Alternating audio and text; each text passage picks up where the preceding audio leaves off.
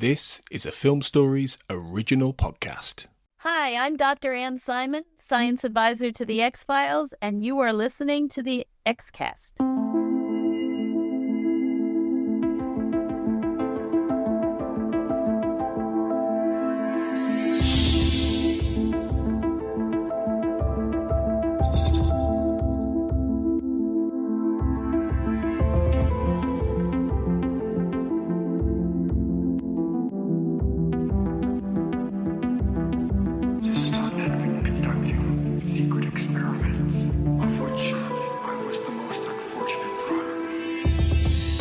Welcome back, everybody, to the X-Cast. The truth is in here. I'm your host, Tony Black, and I'm delighted to say I'm joined for the second podcast running by Zach Moore. Hello, everyone. Hello, Tony. Hello. Thank you for coming back on. And this week, we're covering Season 1. We're going back in time a little bit, and we're doing an episode there. So you're getting to mix it up, really. You're getting a nominated episode and a first season episode, aren't you? Yes. I'm getting a good episode and a bad episode. Well, we'll get onto that later. Yeah. Okay, before we do, we're just going to spend a few minutes talking about something that has enormously excited all X-Files fandom this last couple of weeks, because just at the turn of the new year, those sneaky group of creatives, led by Chris Carter, decided to throw down a teaser preview, behind-the-scenes look at the brand new X-Files miniseries, which is, as of recording, set to premiere in less than 2 weeks. And I can't quite believe I'm saying those words. But it was the X-Files Reopened, which, if you're listening to this, is a very good chance that you have watched. If you haven't, get over to YouTube right now and type that in, because it's 21 minutes of non-spoilery but really, really interesting tease for the new series. Zach, what did you make of it? Now, you say it's non-spoiler. It is non-spoiler, but I do feel like, I feel like I know too much about it already. Look, don't get me wrong. I really enjoyed it. You know, it's the X-Files coming back. This is great. But I feel like they almost showed a little too much of what to expect, you know, in my opinion. Because, I mean, you saw a lot of, like, the monster episode. They explained to you what happened to their son and all this stuff. Very interesting things. But I would have preferred to have some of that saved for the story itself. Now, I feel like I'm being negative. No, it's not. I did really enjoy it, though. I mean, they did tease things like cigarettes. You see William B. Davis in there.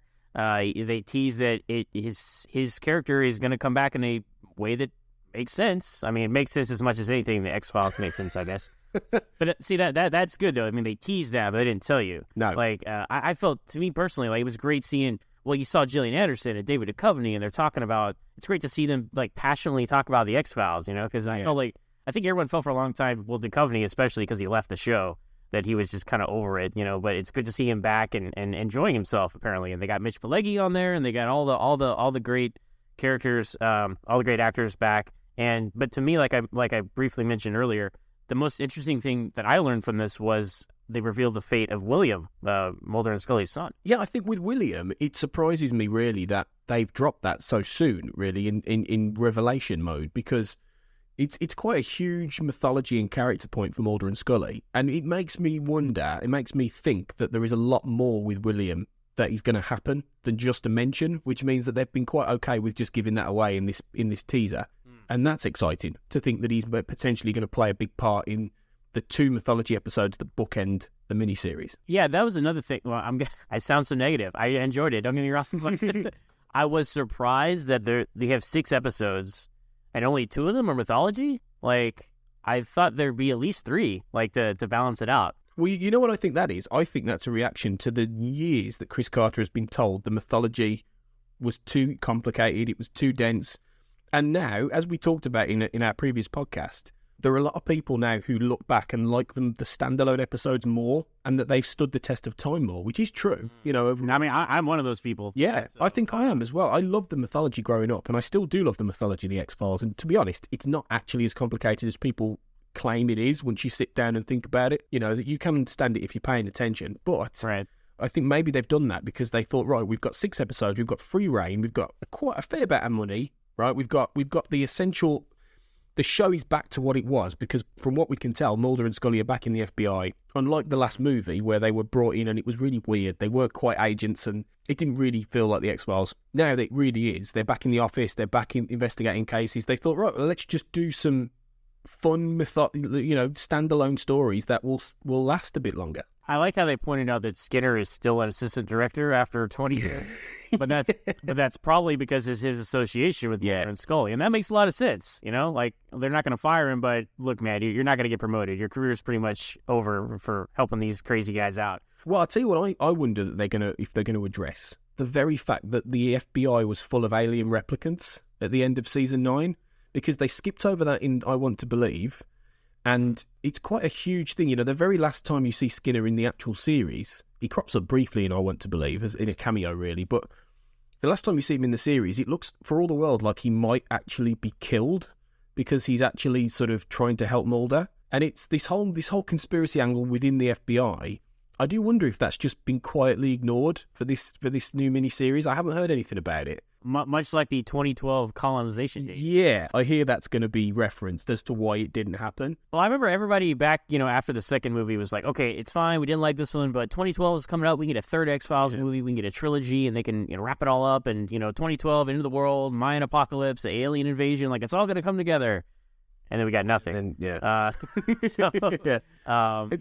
would have been a perfect opportunity where they're going to do a movie, but I think, as everyone learned from the last movie, maybe a TV show is the better way to go. Yeah, I think it's one of those things that really it belongs on TV. The X-Files, it's much better on TV. I like the first movie, and the second movie isn't a complete car crash, but it just proves that the second movie was a standalone episode, like 4 of these ones are going to be with a new miniseries, and it just proved that all the way through. I kept thinking, well, this is no bigger than on TV. So it's like, well, the fact that it's come back on TV for 6 episodes as opposed to 1 2-hour movie, much better for me. No, I agree with you. Being a lifelong Star Trek fan, I would argue it's the same for Star Trek. Yeah. Star Trek is better on television. I agree. I mean, they've had some great movies over the years, but ultimately, and especially you look at the Next Generation movies, and those are just like 2-hour-long TV shows on the big screen. Basically. Like you're saying about the second X-Files movie, like you didn't take advantage of the fact that you're a major motion picture, Yeah. So let's get back to the smaller stories,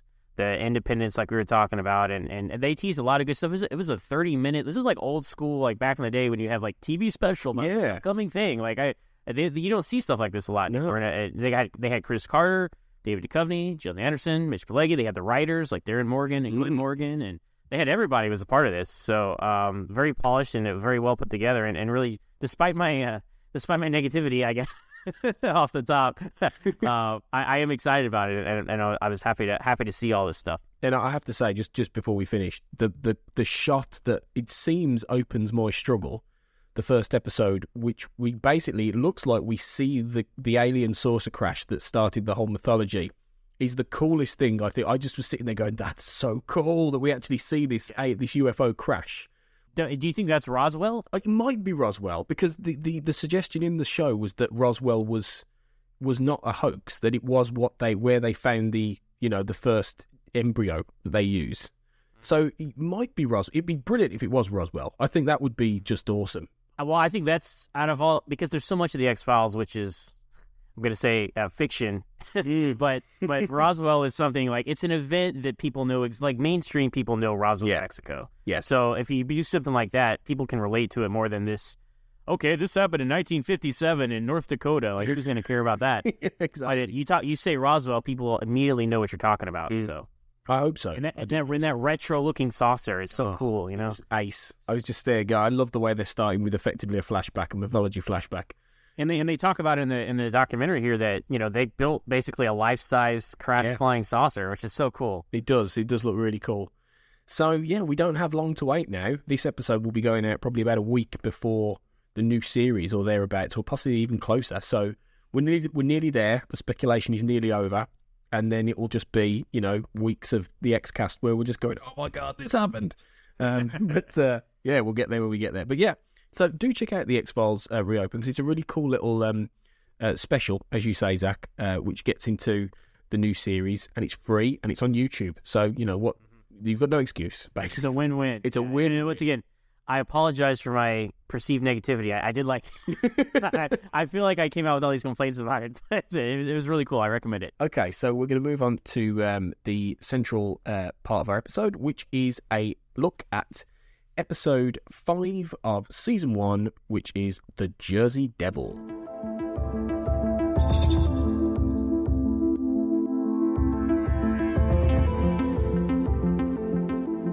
The Jersey Devil is the 5th episode of the first season of The X-Files, and it aired on October the 8th, 1993, written by Chris Carter and directed by Joe Napolitano. It sees Mulder and Scully investigating what seems to be a cannibalistic murder, which leads them to discover a lost beast woman on the streets of New Jersey. Okay, Zach, I'm guessing your out of 10 isn't going to be particularly high by what you said earlier. So what would you give this? Yeah, no, it's not. I would probably give this a 4 ish. Yeah, let's just go with 4. You're a generous man, I think. Yeah, I do feel like I say 4, and that's a little high, but there were actually surprising things I did like about this episode, but we'll get into it. Well, I think I'm going to go with a 3.5, really. Okay. It's not the worst episode of season 1, but I think it's close, really. It would probably be in my bottom 5. I just think that it's really, the first 4 episodes, there's the last one we did, Conduit, in season 1, has its flaws, and it's a bit of a mess. The previous 3, I've got really good things about it, but what they all had was a sense of pace and a sense of knowing what it was, to an extent. Conduit's a bit of a mess, but there's just that sense that it's got a little bit more to it and a bit more substance. This is just really flat, I think, for most of the episode, if not all of the episode. It really drags, and it doesn't nearly make the most of a really intriguing idea, actually. I'm big into cryptozoology. Like I mentioned in my last episode, I grew up watching Unsolved Mysteries and In Search Of and stuff like that. So this stuff fascinates me. The Bigfoots, the Loch Ness Monsters of the world. So I was like, oh man, the X-Files is going to do an episode on the Jersey Devil. Cool. This is not the Jersey Devil. Like I don't know where they came up with this story. It's basically Bigfoot, but not Bigfoot, a Neanderthal, and they slap the name of the Jersey Devil onto it. Like if you go Wikipedia, the Jersey Devil, and you look it up, it looks like a kangaroo with bat wings and really, it's a really weird looking monster. So it looks nothing like a Neanderthal or a Bigfoot or anything like that. And there's all this weird mythology about it, like a woman who had 12 kids and a 13th kid was this Jersey Devil because the 13 is an unlucky number or something, and then he flies out into the Pine Barrens and lives out there. But it's a lot of crazy mythology, which they took zero advantage of in this episode. And I tried to think to myself, why did they change it so much, But the one thing I did like about this episode was they at least kind of addressed the political implications of there being a monster in a Atlantic City environment. Like Mulder comes into a lot of conflict with the police and the local authorities in this episode because they want to sweep it under the rug because they don't want for tourism to go away. If there's really a monster out there killing people, So if it's going to be like that, Bigfoot's out in the Pacific Northwest or whatever, no, that's not going to affect anything. But if it's in like Atlantic City, obviously you can't do it in Las Vegas, so I guess do it in Atlantic City. Yeah. Closest thing to Atlantic City is New Jersey and the Jersey Devil. That's the only thing I could figure out why they would change the mythology of this monster so much. And this is season 1, so they had no budget. So it's like, well, we really can't do the kangaroo bat monster. Yeah. We can get a woman with long hair to run around for a while. I mean, we can do that. So maybe those were factors. Maybe. I think you're probably very right there. I think possibly the other thing is that because it was so early on and they didn't have the backing of the network to the same extent they would have done when they were a hit, later on, and they could pretty much do the weird. I mean, it gets really weird at times, the X-Files, because they'd earned it, and they could do what they wanted. Whereas at this point, I think they probably had a lot of network interference with them saying, well, yeah, let's not go too mad, too weird. You haven't got a massive amount of money. You can't do anything too spectacularly odd. So this is just enough paranormality that people, oh, Bigfoot, I know that story. So they can get away with it in that sense without it being too crazy for people. And I think it feels very like they were dipping their toe in the water and they were afraid to get wet with this, this kind of episode. It's just bland. It's just vanilla. There's nothing. It's boring. It is boring. For a lot of it, it is very boring. And very rare is that an X-Files term I would use, boring. But I rewatched it just last week, and I spent most of it on my phone. Exactly. So yeah, it's. I think we're both on the money that it's a lower end episode, but let's talk about it anyway. There's Leslie. You got to do it. Yeah, we're gonna do it. Obviously, what I did quite find interesting, I'd forgotten, was it actually begins in the past. It actually begins in 1947. Much like the X-Files revival we were just talking about. Exactly. Interesting. They like that year, it seems. But 1947, yeah, it says that. I thought Roswell reference. Yeah. I did at first. Maybe Chris Carter had it in the back of his mind. But yeah, obviously, it's about a family who, in an old car, it's the classic thing, flat tire, middle of nowhere. Dad gets out, something drags him out into the woods. And you see the whole, the old... I quite like the period detail in that moment, with the old law enforcement officers, when they go into the forest looking for the father and they find his leg eaten off. I thought that was a nice little touch, admittedly. Yeah, the period piece was nice. The old style car, the singing their road trip songs, like American, E-I-E-I-O, or whatever, Old MacDonald, whatever they were singing. Yeah, it was a little bit cliche, but it was nice. It worked. But obviously, then we get the this police mob end up finding a creature that bit the dad's leg off, in his body, a cannibalistic creature, and they track it to a cave, and then they open fire. It did feel a really sort of perhaps even just too open-ended, an uninteresting an end to the teaser, though. You got that. I don't see anything. No, you see boom, boom, boom in a cave, and it fades to black. I'm like, oh, okay. Yeah, and that's set like 60 years, 70 years ago. So we're obviously not going to see the rest of that story, probably. So what was the point? I did think, well, what was the point of the flashback almost? Why didn't you just start with well, obviously we get out of the teaser and then Mulder and Scully are investigating a homeless man who's been killed in a very similar way in Atlantic City. So why didn't they just start with that? They might as well have done. It just seemed a little bit arbitrary, really. Yeah, and there's so many other episodes where Mulder pulls out, I have an X-File about this from 1972, and the cold open is not that case. No. It's just a folder Mulder has. So, yeah, that's a good point. Yeah, strange. Although, what I did like at the beginning when Scully actually brings the case to him, which is, although it's quite throwaway, the way she does it, like, she's not going to expect anything to come of it, the way she talks about it, and then he latches onto it, which is interesting. But even more than that, I think I like the fact that this is the first moment that we see Mulder has a certain predilection for pornography. adult reading materials. Yes. Yeah, that's it. Which I always thought was a hilarious way of sort of dealing with the issue of Mulder's sexlessness, because, he's obviously this attractive model-like man who doesn't seem interested at all in women. He's focused on his work, yet he clearly likes the odd, shall we say, refreshment. Yeah, it's always an interesting it's a character trait they give Mulder throughout the whole series, which they play for laughs. So yeah, it's always pretty funny. Like in what was it, like Clive Bruckman? Yeah, and tells him he's going to die from autoerotic asphyxiation, which at the time I didn't know what it was, but thanks to the late David Carradine, I know exactly what that is. Yeah, that's true, actually. Yeah, awkward. Yeah, just a little bit, but that's true. It's a great sort of. It's always very a throwaway reference. It's either on his TV screen or it's a line like that, or he's just looking at a magazine. It's never hit head on, and that's what I love about that. It's just a little character trait, like his sunflower seeds or throwing pencils in the. Yeah, or throwing pencils in the ceiling. It's just a really cool little off thing. But yeah, we get to they obviously go off to Atlantic City and they examine the body of Roger Crockett, who's the corpse, and then they meet Detective Thompson, who he's very kind of gruff, typically gruff, angry. You're on my patch, detective, but it doesn't quite have. I mean, in previous episodes, you've had like Squeeze, where there's a real current conflict with the law enforcement there. This just felt like it was just a guy being angry for no good reason. Well, yeah, it does it off the top, but then later on you realize why he's that way. Well, yeah, because they're trying to cover up this thing. But yeah, they run into a lot of opposition from small town sheriffs or law enforcement to wherever they go, and this was not one of the top ones. No, it just felt like, yeah, like you say, there is a reason for it, but it just felt a little bit forced for me. This one didn't have the elegance of some of the others. I feel like I've been very polite, sir. Yeah, with his really sort of Nick Nolte baritone, but slightly high. Yeah, it's Nick Nolte. Yeah, like he's had one too many cigarettes.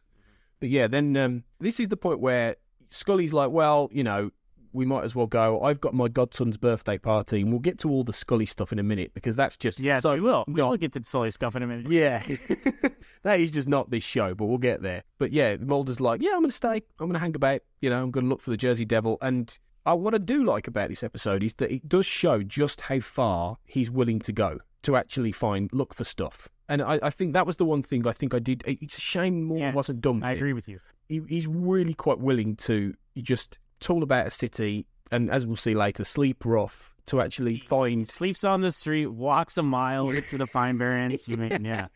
Yeah, exactly. And I like that about him. Here, of course, he meets the park ranger, and he gets some folk tales and stories. And it's funny because he's like, park ranger's like, oh, I've seen things. And then no one says anything, and then he continues to tell his story. He's like, oh, yeah, like a few years back. Yeah. But I think what's good about it, though, is that his whole case here is off the back, really, of whisperings or folk stories or people's recollections or drawings. Or I like that element. I think that's good because... Very bad drawings. Yeah, very bad drawings. Yeah, my girlfriend commented on this when she watched it. She was like, Jesus, what is that? Yeah. Kindergartners drawing it? Exactly. So obviously, this is where obviously he sleeps rough because he gets the picture of the creature by the homeless guy, and he does that lovely thing of giving the guy his keys to his hotel and says, That was nice of him. I like that. Yeah, go on, have a good night's sleep. And the guy says, it's got HBO. How 90s, right? Yeah. Okay, did you notice the music there, though, when he first sees the picture? It's that tribal theme that Mark Snow always uses. It's like, Yeah. And that theme is played into the ground over the next 3 or 4 seasons of this show. If there's anything vaguely like not of America, they use that theme, like anything from Africa or India or any kind of beast or animal. It's always like, I got so sick of that cue. I thought it was cool at the time, but I mean, every time werewolves or anything like that, you hear it anyway. This is the first appearance of that That's musical true. cue. That's so true. And I think that even crops up in the finale of the entire show, where Does it? The end of The Truth, where Mulder and Scully end up going and finding the Smoky Man in the Pueblo in the middle of New Mexico. Right, that I'm sure there are moments where you hear that music as they're going to this mystical sort of Anasazi cave. It's right at the very end of the show. Of course, I bet you will hear this again in the miniseries. I put money on it. Yeah. So, is Mark Snow doing the music? oh yeah. As far as I know, yeah.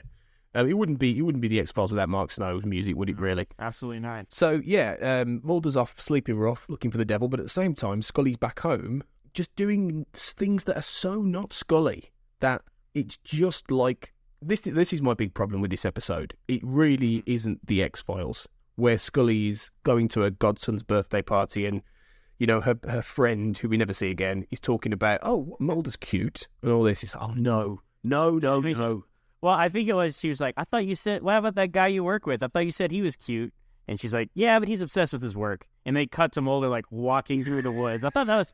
I felt the cuts here were very amusing, and like the juxtaposition. Like Mulder, I think after he sees a picture or he hears about the Jersey Devil, they cut to Scully's godson run around in a gorilla mask, Yeah. So those are cute cuts, I guess. But you're right. It felt like they weren't sure what they wanted to do with Scully, so they're still trying to give her a life. Yeah. Like a couple episodes, like in Squeeze, like she's going out to lunch with Bullock from Gotham, whatever his name is, Daniel Logue.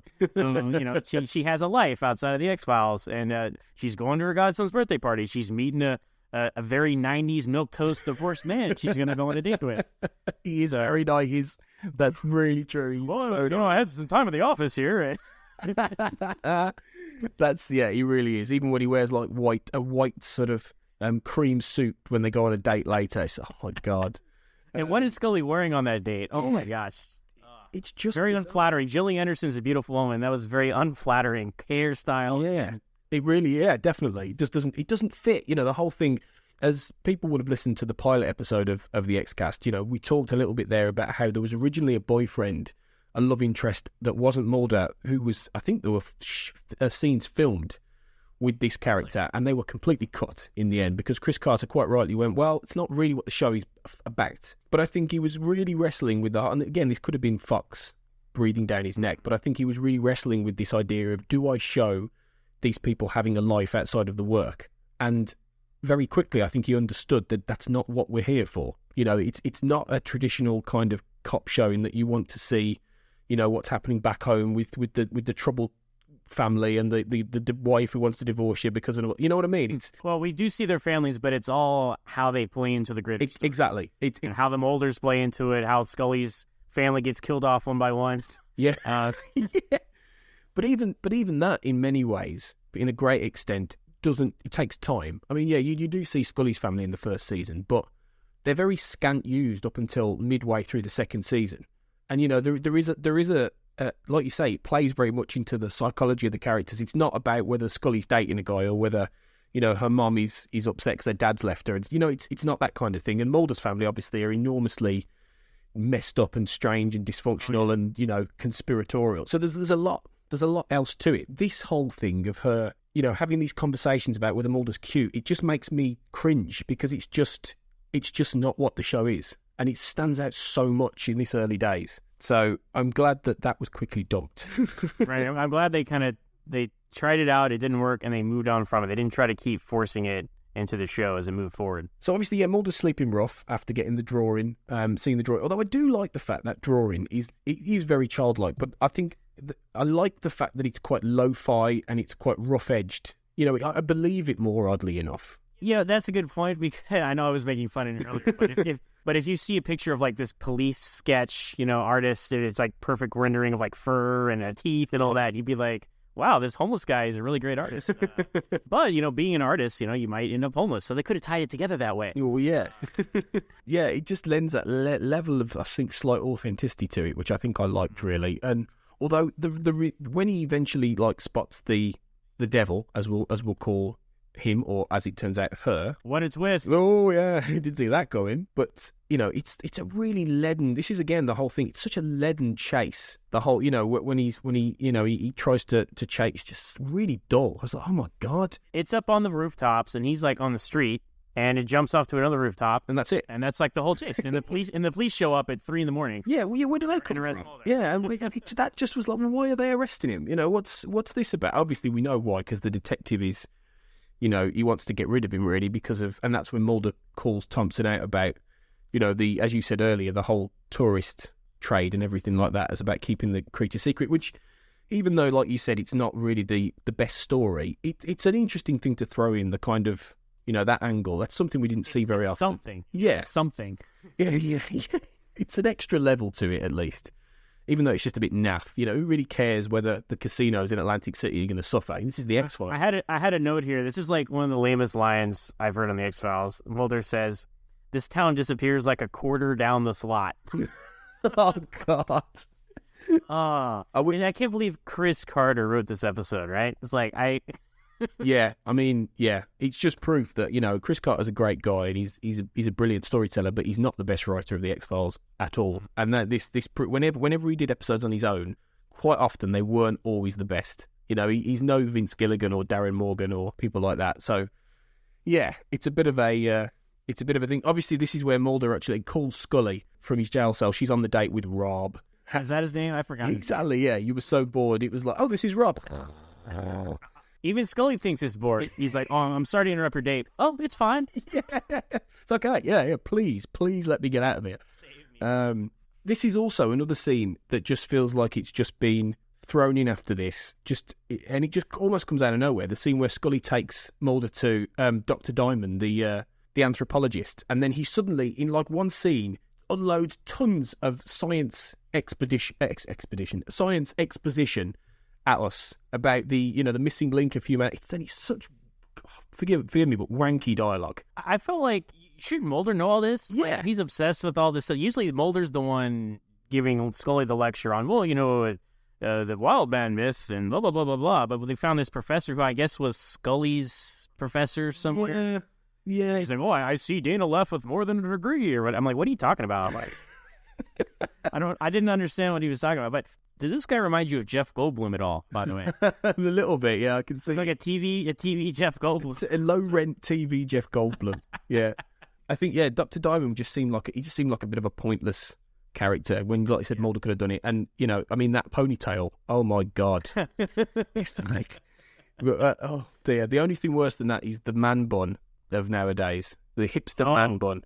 Yes. Which, yeah. But that is an act. Well, a lot of skeptics to like Bigfoot and stuff will say that that's a pretty what the doctor says here is like the wild man myth, man wanting to connect with nature, that kind of stuff. That is a common explanation for all the Bigfoot reports and sightings and stuff, that somehow in our subconscious we want to be part of the nature we came from, or something like that. Yeah. There was a reason to what he was saying, but like you said, it was so out of place here. It just felt like, once again, boring. Yeah. The pace in the episode just grinds everything to a halt, for this lecture on the history of Bigfoot or something. That's exactly what it is. It's a lecture. It doesn't feel like dialogue. It just feels like, right, I'm going to talk to you about all these high concepts now, and you're going to listen and find it fascinating. Whereas Mulder does it, when he does it with Scully, it's full of like wit or jokes or it's back and forth, or it's moving the story along as he's doing it. Whereas, or it's this whole, Scully's questioning him and he's like, yeah, but this. This was just like, yes, this is the history of the missing. Oh, God, just please, give me a break. So, yeah, it then obviously leads to them investigating the woods and finding some rudimentary tools, which again gives the impression of it being like a cave woman, essentially. And this is where... A Neanderthal, yeah. And this is where, obviously, they pursue the Jersey Devil into a warehouse, and Mulder has his confrontation with the devil. Leading up to all this is just so odd, because for some reason, Scully and Mulder and the park ranger and the doctor, that's what it is, but they find a body of the male Jersey Devil, right? The park ranger finds the body of the male Jersey Devil in the woods, and then they go back to the autopsy room, and it's missing. The police have stolen and hidden it. So then the four of them decide, so Scully, Mulder, the park ranger, and the doctor decide, we're going to start looking around for the Jersey Devil in the middle of the day in this warehouse, like you said. And to me, I felt like maybe it was a budget thing, like... Didn't it always come out at night? Like, why are they looking in the day? Maybe like it's season 1, they have a low budget. Shooting at night's very expensive. We're just going to have it take place during the day.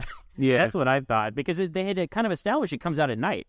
So why would they think they would find it in the middle of the city in the middle of the day? Right, yeah, exactly. And it didn't have any tension to it. I mean, it probably was partly because it was set in the day, but they just basically just walk around a warehouse, don't they? They're poking around trash. Like, what are you doing? Is he in there? No. He's not under here. No, not there. Anyway, we're looking for the Jersey Devil. Yeah, it's interesting. Yeah. Oh, no, just get on with it. I was like, you could just give me something to be excited about. We've already had the boring Rob with his boring taxation jokes, right? We've already had like just the boring professor with the ponytail. It's just was his intention to bore the hell out of us, Chris Carter? I do wonder.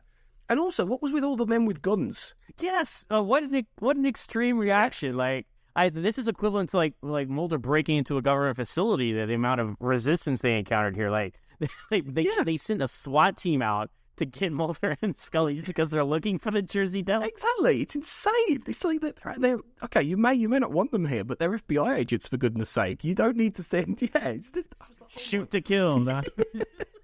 It's just like unbelievable, ridiculous. But then obviously, yeah, we get to the point where Mulder. Oh, before that, there's the point that me and my girlfriend just cried our eyes laughing with. Did you notice the weird jump and roll that Mulder and Scully both do when they're... Yes. What's that about? It's like, it's like, what is this, part of their FBI training, how to jump out of a window? It just was so pointless at that point in the story. I was like, why are they doing... Are they just doing this to look... It was like something out of like a spoof. Like, yeah, just to look cool. Yeah. It was ridiculous. I was like, oh my God. It just, you do... Because they both did it the exact same way. That's what made it funny. And it was the same shot, clearly the director... It's like they have the camera set up. Okay, David, you go. Yeah. Good. All right, Jillian, now you jump. Yeah. The director must have thought, oh, this is cool. This will show they're really sort of, FBI, and they're slick, and they're, they know what they're doing with guns, and they can... Yeah, because Scully, like, she comes out of her role, and she immediately pulls out her gun, like, in one fluid motion. Yeah. Oh my God! Again, it's at the point where they're not quite sure what this show is. It's still in the early days, but yeah, that was hilarious. But then you get the point where Mulder eventually encounters the devil, and I think I liked some of the lighting in that scene. I think I liked the way that the only bit of direction that stood out for me was where the light from the fan is illuminating Mulder. That was a cool shot. Yes, and it was a way to kind of keep her, the Jersey Devil, in shadow. Yeah. And to add some sense of suspense to a very boring chase scene. And I quite like the fact he says that she was beautiful. I think that's a very Mulder thing to say, actually. I thought that was good, in that he sees a certain beauty in this monster. Yeah. How just pure nature she is. I think I like that. I think that is very Mulder. That shows he's thinking on a different track than most people. Yeah, he doesn't see it as something, a beast to be put down. He sees it as a human creature, as a human woman almost. But he's something beyond. And I think that's what Mulder's great. What's great about Mulder is he doesn't judge, which is really good. But what does she do to him? Like, it looks like she pushes him, and then he has like a huge gash in his leg or something. And she's a human. She doesn't have claws. Like what the hell did she do to him? But I think it's the whole thing that I think they were trying to get across, that she has like superhuman strength, maybe. But yeah, it just does seem a bit of like an overreaction, you know. He's like, and he's getting like stitches and a huge band-aid. Like, what did she do? I don't know. That leads into again, and it's quite funny thinking about this. It's a funnier episode than people realise, because unintentionally so. Yeah, and I felt this was a bit funny when you've almost got a really sort of, they try and inject pace into the scene where Mulder's being patched up, and they're all talking fast on phones, and it's almost documentary style, and you know, like, I'm trying to get the government on, and I can't get the. Yeah, and I was like, what? You've just bored us for like half an hour, and suddenly you're trying to make this like The Wire. They're like in a war zone or something about, yeah. I didn't believe any of it. I was there going, this is just really sort of bad direction now. You're just trying to make something have more incident and pace and excitement than exists. And it was just funny. Yeah. It's just like, but what I did like was when they start going into the woods to hunt for the creature, was the fact that they almost mirror the shots in 1947 with the old cops, the way they film it. Yeah, that's a good point. There's a nice parallel there in that, you know, it's suggesting that we haven't actually changed in like 60 years, and that we still would react violently to something we perceive as a threat. 8 million years out of Africa and blah, blah, blah, blah, blah, as they say a couple times. Yeah, exactly, yeah. It is the underlying idea of the episode. Ultimately, it takes forever to get there. I got a vibe from, like, you know, the old Frankenstein movies, like all the townspeople with the pitchforks and the torches, you know, chasing after the monster, just, you know, fearing what you don't understand. Yeah, ultimately the devil is just protecting her young. You know, it's not that she's a violent creature and she's out to kill people. It's just a purely natural animalistic reaction. And it's something that I don't think the episode does enough with. It's there at the end. And when eventually they obviously shoot the Jersey Devil and we see her dead, I don't think we care enough. No, not really. Because, I mean, you had just met her, sort of. Right, like, yeah. It's all happens with, like you said, it's so slow. And then everything happens with like a 5-minute span. And so it's just that they change gears much too quickly. They go from like boring to chase to, oh no, we're going to shoot her, to, oh, she's dead. Oh, she had a kid, and way too much going on at the end, and none of the emotions really set, and you don't feel the loss. No, and you should, because by that point you should. A better episode, if they were going to do an episode like this, would have been a much more of an exploration of Mulder with the creature. You know, you could have had a whole half episode where Mulder's sort of captured by the creature, and he's starting to sort of understand her speech patterns or understand the way she moves, and then mirror, you know, and form a certain bond and communication. Having it happen in one scene where she just pushes him on the floor and he breaks a rib isn't... It's not enough. Instead of all the plodding around trying to talk about it and everything, it would have been better if he just showed us, I think. Well, we really... It was very important to the plot to have those 3 scenes at Scully's godson's birthday. So you really cannot lose that essential part of the episode for that. What would we have done if we'd not seen Rob? I mean, Rob, classic. I'm surprised when you voted for your favourite character, Zach. I'm amazed it wasn't Rob. I really am. I still like him better than Anna Corner-Vubius or whatever her name. Oh, Marita, unpronounceable name. Yes. UN woman. But yeah, it's obviously the ending. It has that moral of, you know, the bullish modern law enforcement, and that she wasn't a threat. And Mulder spells it out. You know, she was just protecting a young, and then we get like this weirdly sort of jovial ending as well. You know, where Scully's got another offer of a date with Rob. How can she resist? But then because he wants to go to Circus Olay. Like, was that a thing in the early 90s?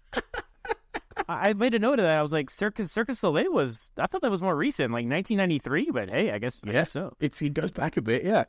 Maybe that was just when it started. But you know, he's excited because he's new. But this is admittedly, even though it's a bit cheesy, this final scene where Scully's like, you know, have a beer, get a beer, have some time off, and she's like, nope, I'm not going to go, and I'm going to come with you. That was a great, that really, as much as this episode got Mulder and Scully wrong, like, or at least, I'm sorry, Scully's dynamic wrong, this last scene really got their dynamic together right. It did, and I think what it did was, it's probably one of the first moments where Scully is properly turning her back on having a life. You know, there's one point when she says, I'd like to have a life, earlier in the episode when he's talking to her on the phone and she's at the date. But by the end of it, she's realised that she's more interested in hanging out with him and looking at this stuff. She's starting to be. So in Squeeze, she turned her back on the allies in law enforcement almost, her friends.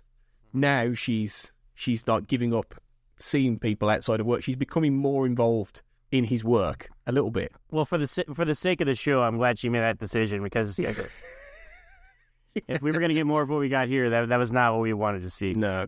I did like the little exchange of dialogue as well, where he says, oh, you got a date? She says, no. And he goes, no interest? And she goes, not at this time. I like that. That was really... That was cute. Yeah. That was a really nice little interaction. But then obviously we end with a little final classic X-Files tag scene with seeing the child devil. We also do see... There's quite a few people who cropped up in this episode who then went on to play other parts in the X-Files. There was a guy called Rothgar Matthews, who's the homeless guy, who then ends up being the guy who, if you remember the end of season 3, he's the guy who shoots someone. He takes the restaurant hostage, and then the bounty hunter Jeremiah Smith comes in and heals him with his hat. I thought that guy looked very familiar, the homeless guy. Yeah. And rewatching, I was like, oh, okay, that makes sense. So he's the guy that, he's the shooter at the fast food place. He looked really familiar to me, and now I know why, because he was in a later episode of The X-Files. Yeah. And he was in 2 of them. He was in Talitha Kumi, where he plays a bit more of a role, but he's also in Diane Diverletzt, the one with the demon school teacher, and he ends up getting his heart ripped out. He's only in it for like a couple of minutes.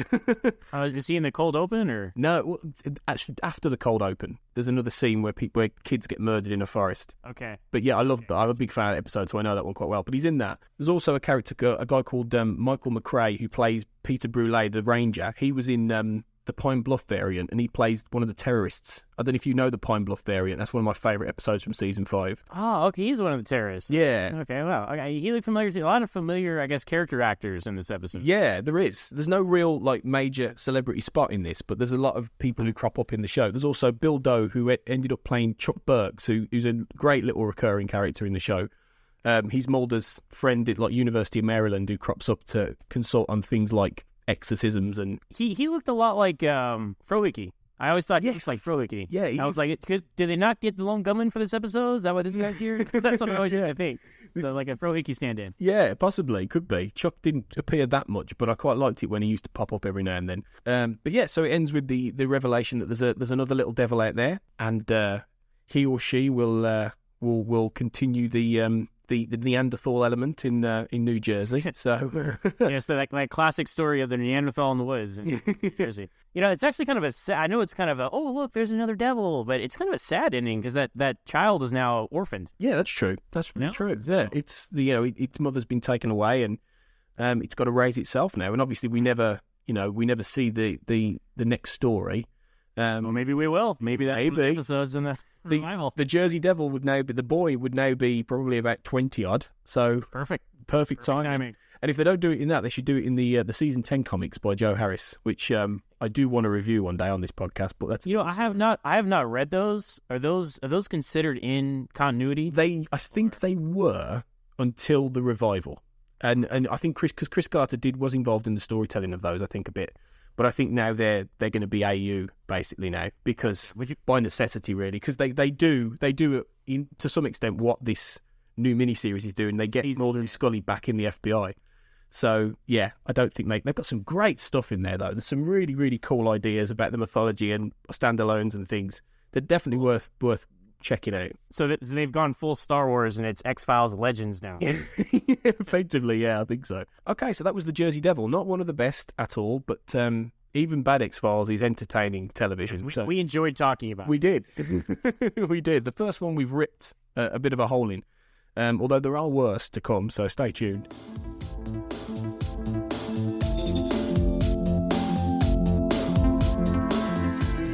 Okay, next up, it's time for Do You Believe In? And this week, I'm going to ask Zach about a particular element of paranormality in the episode. And you guessed it, Zach, this week, do you believe in Bigfoot? I believe in the possibility of Bigfoot. Yeah. I don't dismiss it out hand like a lot. Oh, that's crazy. That's crazy. There's a lot of stories. There's a lot of eyewitness accounts. I mean, of course, there's that famous the Patterson film. I mean, everybody's seen it. Mulder watches it in an episode. Yeah, he does actually. Yeah. Yeah. So I feel like if there's Bigfoot, a lot of people say there's a lot of stories of Bigfoot like in every state, and that's just absurd. Okay, but like there's no Bigfoot in Hawaii, right? But like if there was going to be an undiscovered primate, the Pacific Northwest is a huge part of land in America. A lot of people don't realize how much land there is up in the Pacific Northwest and Canada and all that. Yeah. I mean, if you've seen the X-Files, you've seen that part of the country because that's where they filmed it. Yeah. British Columbia and all that, just forests for miles and miles and miles. And I feel like, maybe there could be a undiscovered primate out there just waiting to be discovered. So, and if it's intelligent, it knows to like avoid humans and stuff like that. I'm not saying that, yes, I 100% believe in Bigfoot, but I'm saying it would not blow my mind if, we discovered a creature like that, because we didn't discover like the giant panda until like the 1930s. And there is a case for finding undiscovered creatures like that. So I don't dismiss it out hand, but I'm not going to say, oh, absolutely, there's a Bigfoot. It's just a matter of time before we find it. So a cautious yes. Yeah, that's probably the Long best. story short. Yeah, that is probably the best way to approach it, really. I mean, living in the UK, if there was a Bigfoot, they'd never be here because the UK is too small. Absolutely, yeah. So it would have to be somewhere like America and like you say the Pacific Northwest or Russia or somewhere with enormous foliage and that kind of environment. It does make me wonder, I think, again, there's lots of tales of, whether it's Bigfoot or the Yeti, these idea of these perhaps even Neanderthal or slightly mutated, man-beast kind of things roaming around. I think there's so much out there that's unexplored and unknown in terms of the area of the world, and just places in the world, that it wouldn't surprise me. There are undiscovered tribes still out there. There are tribes that exist independent of civilization. So what's to say there isn't the odd Bigfoot roaming around in the middle of places like British Columbia? It's not outside the realms of possibility, I think. So it would be interesting to see, like that footage, that video is probably the most famous, and it would be interesting to see if anyone got even closer. It is tough now because the longer that goes without any kind of evidence, you start to say, well, everybody has a camera phone, everybody has technology now. It'd be so easy to capture one on film or something. But, yeah. I mean, because that film is, 50 years old almost? It's getting old. It's getting like, hey, we need something new to keep it going. But I think of all the cryptozoological creatures out there, Bigfoot is the most likely, Yeah. Like lake monsters and stuff. I mean, they got to come up to breathe, right? So, Well, yeah, exactly. let Bigfoot come wandering around. And I will say, to tie that in to this episode, as wrong as this episode got the Jersey Devil and like the whole Bigfoot phenomenon, I feel like Quagmire got the lake monster phenomenon, the Loch Ness monster thing right. So I feel like the show kind of redeemed itself as far as cryptozoology goes with Quagmire and lake monsters. Quagmire was great. You'll have to come on for Quagmire, definitely, when we get there. I'd have to. Yeah, that's great. Yes, okay, keep your eyes out for Bigfoot if you're in a big wilderness.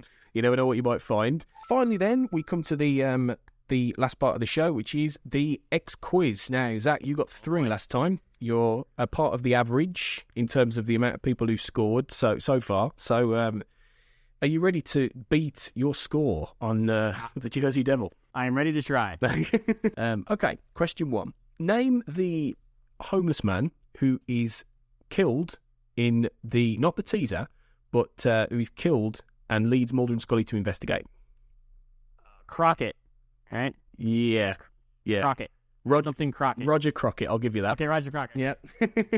I remember Davy Crockett. That's why it's stuck in my head. Yeah, exactly. Same with me. Okay, question 2. How long did the park ranger say he'd been working in the park? Ooh. Now, I'll give you a point for a decent guess here. Not an exact number. Don't worry.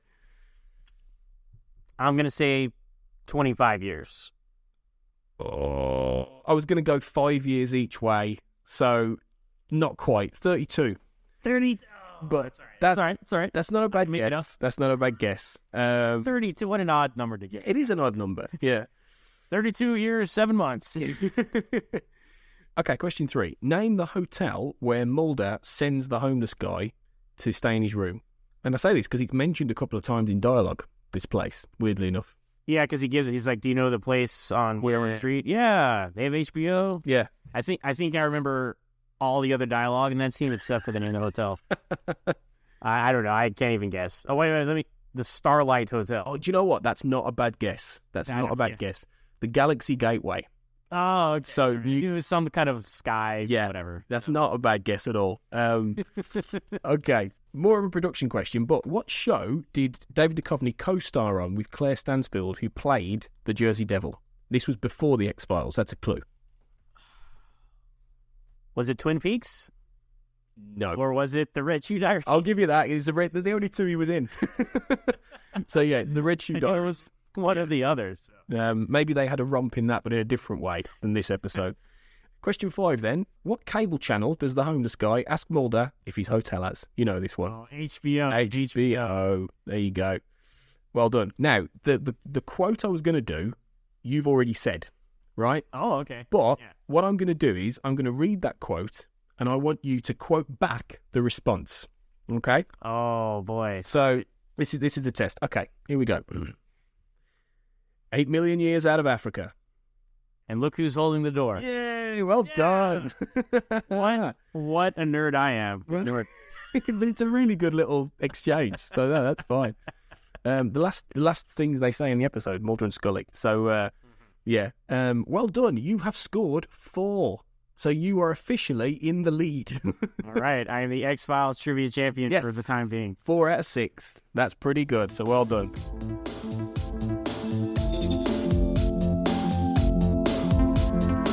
So, that brings us to the end of this latest episode of the X-Cast, featuring the Jersey Devil. Big thanks to Zach for coming on. Well, thanks for having me, Tony. It was a lot of fun. I enjoyed doing revisiting the show like this. Yeah, thank you. It's great. It's great to talk about it with somebody who knows so much about it. So, no, it's been really cool. Where can we find you online, Zach? Well, the best place to find me is on Twitter, @moronzach. And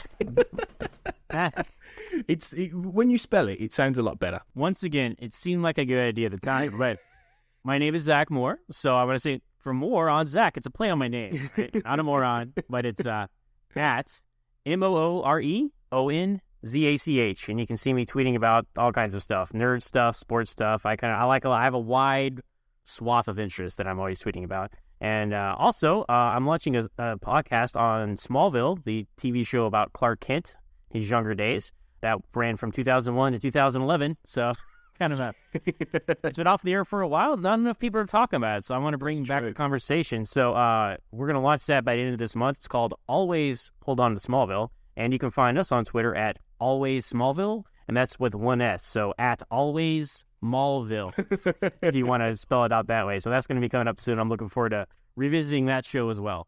So yeah, definitely check out that podcast and Zach's Twitter, because I'm really looking forward to seeing what he says about Smallville and discovering it myself. So that'd be great.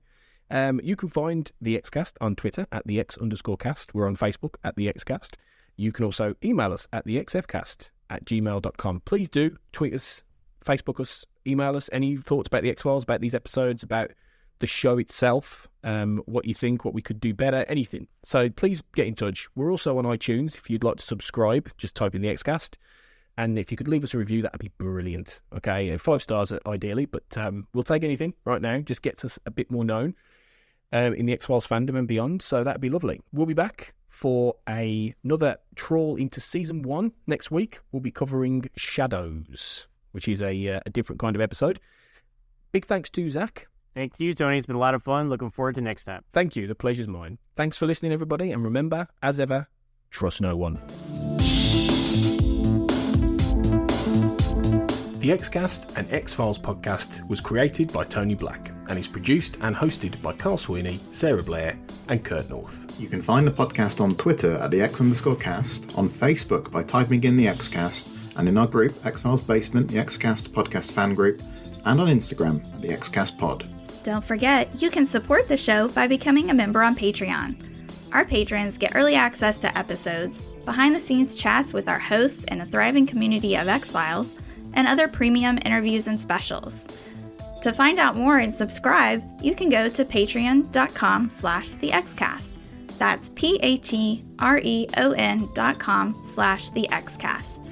We are also part of the We Made This podcast network, full of popular culture shows, including our Millennium series, The Time Is Now. You can find all of our shows at our website, wemadethispod.com, or via Twitter at wemadethispod. Thanks for listening and keep watching the skies.